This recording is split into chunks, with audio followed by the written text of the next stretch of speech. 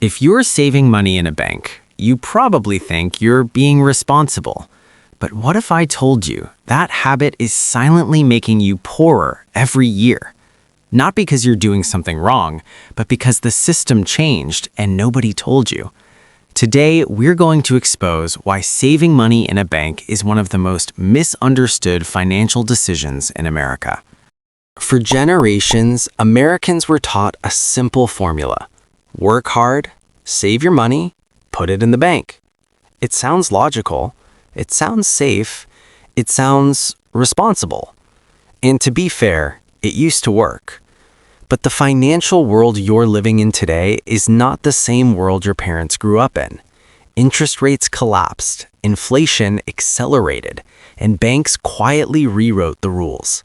Yet most people kept playing the old game, and that's where the problem begins. Let's start with the word banks love the most, safe. Yes, money in a bank is insured. Yes, you won't suddenly lose it overnight. But safety from loss is not the same as safety from decline. Because while your money feels safe, its value is shrinking. This invisible enemy is called inflation. In the United States, inflation averages around 3% a year. Some years, it's far higher. Meanwhile, the average savings account pays less than 1%. That means every single year, your money buys less, even though the number in your account goes up. You're not growing wealth. You're watching it slowly decay. Let's do something banks don't want you to do. Let's look at the math. If inflation is 3% and your bank pays 0.5%, your real return is negative. You are paying the bank, not the other way around. And here's the irony. Banks take your savings, lend it out as mortgages, car loans, credit cards at 6%, 10%, even 20% interest. They profit from your money and reward you with cents. This isn't generosity, it's business. To be fair, saving money in a bank wasn't always a bad idea. In the 1970s and 80s, savings accounts paid 5%, 8%, sometimes even 10%. Inflation was high, but interest rates kept up. Back then, saving meant preserving wealth, but that world is gone. Interest rates dropped, central banks intervened, money became cheap. Yet the advice never changed. People kept saving while the system quietly punished them for it.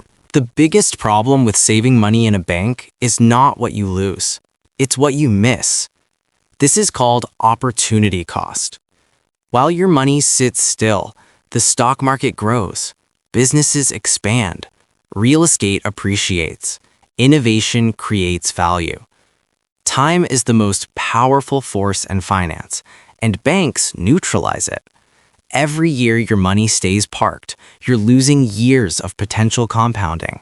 And compounding doesn't forgive hesitation. Banks don't need you to be smart. They need you to be afraid. Afraid of losing money, afraid of volatility, afraid of making mistakes. Fear keeps money parked. Fear keeps profits flowing. Because money that doesn't move is easy to control. And the safest customer is the one who never questions the system. Let's address the most common objection. Yes, but investing is risky. True. But here's the uncomfortable reality. Inflation guarantees loss. Risk only allows it. Doing nothing is not neutral. It's a decision, and usually a bad one. Smart money isn't reckless. It's diversified. It's informed. It understands risk instead of hiding from it. This is important. Banks are not evil, and saving is not useless. Banks are excellent for emergency funds, short-term expenses, liquidity, and stability, but they are terrible for long-term wealth building. Confusing safety with growth is the mistake. So why isn't this common knowledge? Because schools teach obedience, not financial literacy. Because questioning the system isn't rewarded. And because a population that saves quietly is easier to manage than one that understands money. The biggest lie about money is that doing nothing is safe. In reality, doing nothing is the most dangerous strategy of all. Your money is either working for you or working against you. And if it's sitting still in a bank, inflation is winning. If this video made you uncomfortable, that's a good thing. Comfort doesn't build wealth. Understanding does. Subscribe for more videos about money, economics, and the truths nobody taught us. And comment below, do you still trust banks with your long-term future?